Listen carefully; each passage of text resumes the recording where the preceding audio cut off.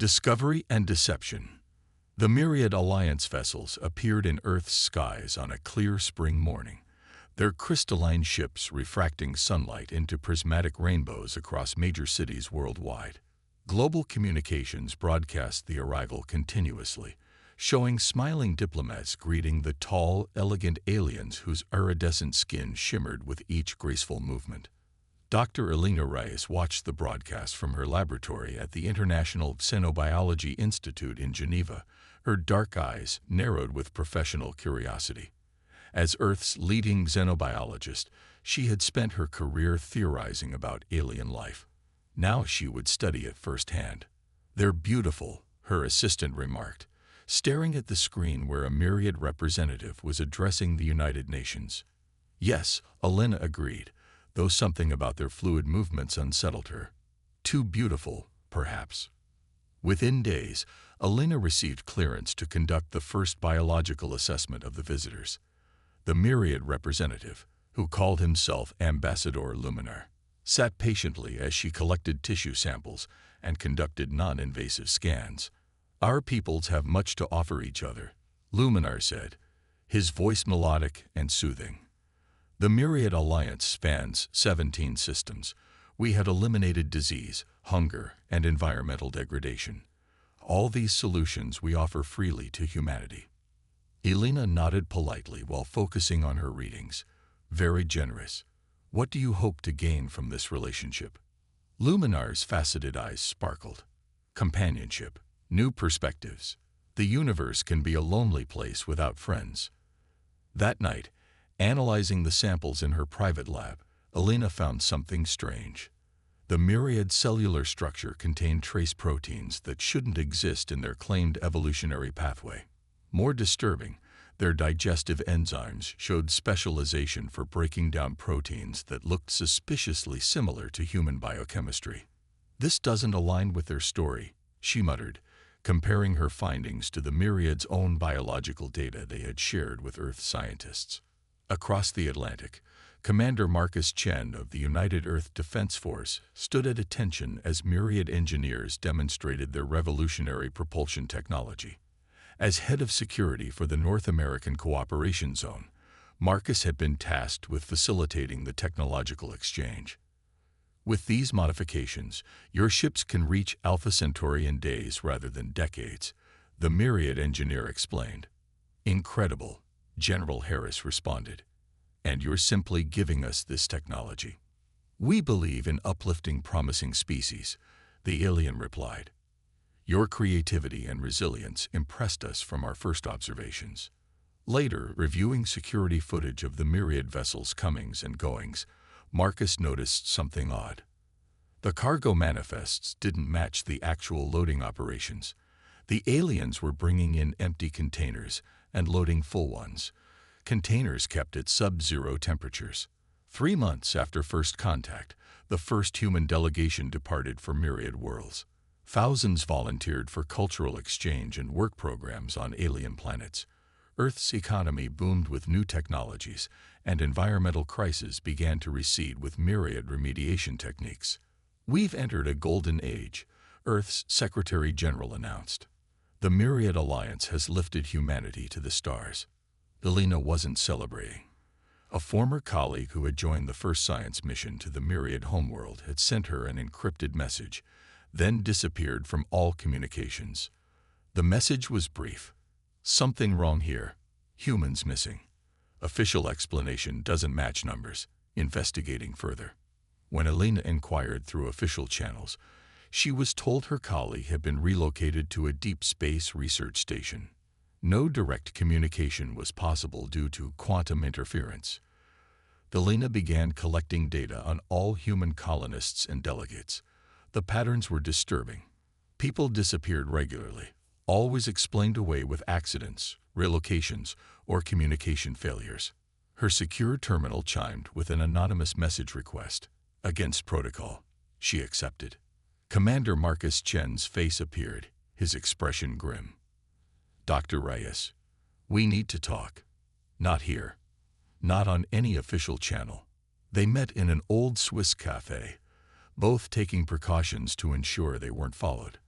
"I've been tracking their shipments," Marcus said quietly, sliding a data chip across the table.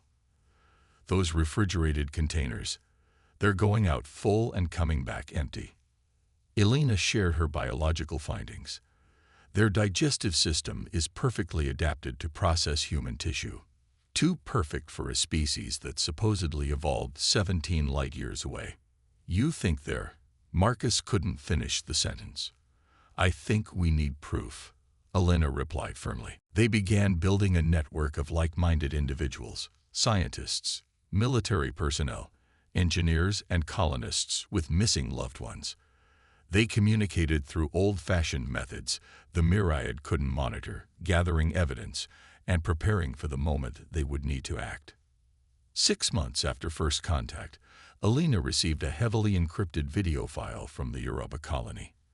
The footage showed a massive underground facility where humans were systematically processed like livestock. The myriad moved with cold efficiency, their beautiful appearance now horrifying in context. Marcus used his security clearance to verify the footage. "It's real," he confirmed, his voice hollow. "We've invited predators into our home." Elena had been working on understanding myriad biology more deeply. "They've been manipulating their own genetics for millennia," she explained. "They've adapted specifically to consume us more efficiently." "But why the charade?" a resistance member asked during their secret meeting. "With their technology, they could simply conquer us." "Farming is more sustainable than hunting," Elena said grimly. "They don't want to wipe us out. They want to harvest us indefinitely." The resistance grew cautiously. Getting the truth to world leaders proved nearly impossible. The myriad had embedded themselves too deeply in Earth's power structures. Anyone who raised concerns was quickly discredited or disappeared. Marcus devised a plan to infiltrate a myriad processing facility on Mars, where security was lighter due to ongoing construction. Using forged credentials, a small team including Elena and Marcus gained access to the Red Planet's growing colony. For 3 days, they moved carefully through their assigned roles, mapping security systems and access points. When the facility entered its night cycle, they'd made their move. Using Marcus's military expertise, they bypassed security and entered a restricted area marked with myriad symbols that Elena translated as processing division. What they found confirmed their worst fears. The vast chamber contained machinery designed for efficient butchering and preservation of human bodies. Cold storage units lined the walls, filled with neatly packaged human remains labeled in myriad script. "They're farming us," Marcus whispered, his face ashen as he documented everything with his specialized camera. Elena downloaded files from a central console, her hands trembling but determined. "We need to understand their entire operation if we're going to stop them." An alarm suddenly blared. "Security breach in processing," announced a calm myriad voice over the speakers. "We've been discovered," Marcus said, drawing his concealed weapon. "Get that data. We need to move."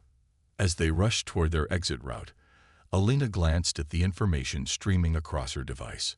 Among the production statistics and processing protocols, something caught her eye, a warning about human biochemistry that could be toxic to myriad physiology under specific conditions. "Wait," she said, quickly copying the file. "I think I just found their weakness." Heavy footsteps approached as they reached the maintenance tunnel.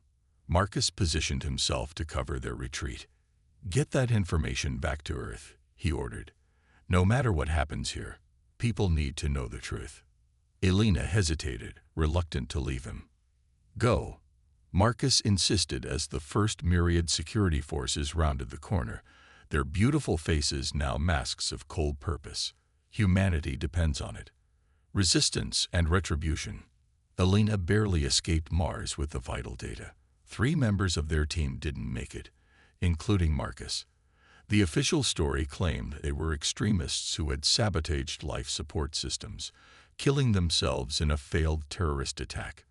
Back on Earth, moving between safe houses, Elena studied the stolen files obsessively.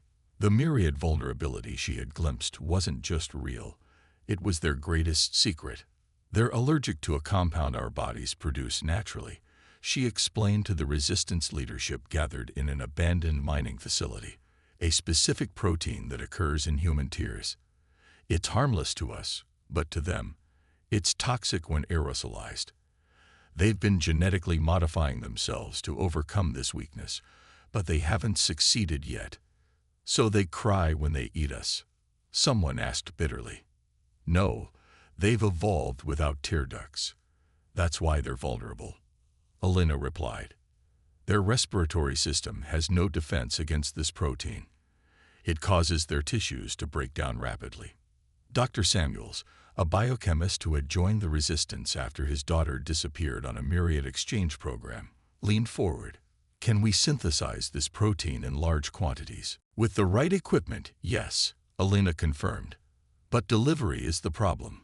We'd need to disperse it throughout their ships and facilities. Tara Wong, formerly of Earth's Special Forces, now believed dead after a training accident, smiled grimly. Leave that to me. Over the next month, resistance cells activated worldwide. Scientists quietly synthesized the protein in hidden labs. Engineers modified air filtration systems in buildings where Myriad representatives worked. Military personnel smuggled delivery systems onto transport ships bound for Myriad worlds. Meanwhile, Elena worked to contact human colonies directly, bypassing official channels controlled by the Myriad. Using old emergency frequencies and a code based on pre-contact scientific publications, she spread the truth and the plan for liberation. The Myriad realized something was happening. Security tightened. More accidents eliminated suspected resistance members, but they couldn't stop the momentum without revealing their true purpose. Earth's Secretary General announced a celebration of the one-year anniversary of First Contact. All Myriad dignitaries would attend at the United Nations headquarters in New York. It was the perfect opportunity. Elena knew she couldn't attend. Her face was now known to Myriad security. Instead, she coordinated from a safe house as resistance members in service positions prepared to release the protein through the building's air system. Remember, she told them over their secure channel, once this starts, there's no going back. They'll retaliate immediately. We're ready, came the collective response from around the world. At precisely 1500 hours GMT, air systems in every Myriad facility on Earth activated with the synthesized protein. At the United Nations celebration, dignitaries watched in horror as the beautiful aliens began to convulse, their iridescent skin blistering and dissolving. The Secretary General collapsed as well, revealing that some human officials had been replaced with Myriad wearing genetic disguises. Chaos erupted as the truth began to unfold on live broadcasts. In orbit, hidden resistance members on Myriad ships released the protein throughout the vessels. Tara Wong, who had infiltrated the flagship, fought her way to the communication hub and broadcast the truth throughout the Myriad network, along with evidence of their atrocities. Elena watched the feeds, her heart racing as reports flooded in. The Myriad were dying by the thousands, their carefully constructed facade crumbling. But the battle wasn't over. They're launching attacks on major cities, reported a resistance member embedded in Earth's defense systems. 3 ships have broken orbit and are positioning for orbital strikes. Elena had anticipated this. Activate Protocol Omega. Throughout the solar system, hidden defense platforms, built in secret by the resistance using modified Myriad technology, powered up. Targeting systems locked onto the hostile ships. You should have just asked for what you needed, Elena whispered as the first defensive strikes launched. We might have shared, but you chose to treat us like livestock. The space battle was brief but devastating. The Myriad ships, weakened by the biological attack and unprepared for resistance, fell quickly to Earth's hidden defenses. On colony worlds across Myriad space, humans rose up simultaneously, armed with the knowledge of their oppressor's weakness. Captives were freed from processing facilities. Human resistance fighters seized control of vital infrastructure. The Myriad High Command, hidden in their central world, sent a desperate message. Surrender terms, offering to withdraw completely from human space. No terms, Elena responded on behalf of the newly formed Human Defense Council. Unconditional surrender only. You will face justice for what you've done. 3 days of desperate fighting followed before the remaining myriad forces capitulated. The full extent of their operation became clear. 17 species across the galaxy have been similarly farmed, some for centuries, others driven to extinction when they became too troublesome. In the aftermath, humanity inherited the vast myriad network. The advanced technology, now truly shared rather than carefully doled out, accelerated human development by centuries. The surviving enslaved species were freed, forming new alliances with humanity as they rebuilt their civilizations. 1 year after the liberation, Elena stood at the dedication of the Memorial to the Harvested, a solemn monument listing the names of every human lost to the myriad's hunger. Among them was Commander Marcus Chen, posthumously awarded the Star of Humanity for his sacrifice. Ambassador Terrell, representing Earth in the new galactic cooperation, approached Elena after the ceremony. The Andromeda Cluster has requested formal contact, he informed her. They've observed our handling of the myriad situation and wish to establish diplomatic relations. Elena studied the holographic representation of the new aliens, crystalline beings unlike anything humanity had encountered. Tell them we're open to friendship, she said, but we have some non-negotiable requirements for first contact. She handed him a tablet containing the protocols she had developed, safeguards to ensure no species could ever again disguise predation as diplomacy. Do you think we'll ever trust other species again? Terrell asked quietly. Elena watched as children played in the memorial garden, their laughter a defiant affirmation of humanity's resilience. Trust must be earned, she replied. But isolation isn't the answer. We've claimed our place among the stars now, and we'll move forward wisely. The myriad thought our adaptability was a weakness to exploit. They didn't realize it was our greatest strength. As Terrell departed, Elena received a notification on her personal device, a message from the Mars colony. The first children born on the Red Planet after liberation had named their school after Marcus. Attached was a simple drawing from one of the students, humans and friendly aliens standing together beneath a starry sky. Elena smiled, touching the screen gently. This was why they had fought, not just for survival, but for the right to determine their own destiny among the stars.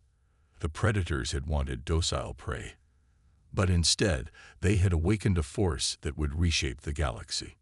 Humanity had learned its lesson, and the stars themselves would remember.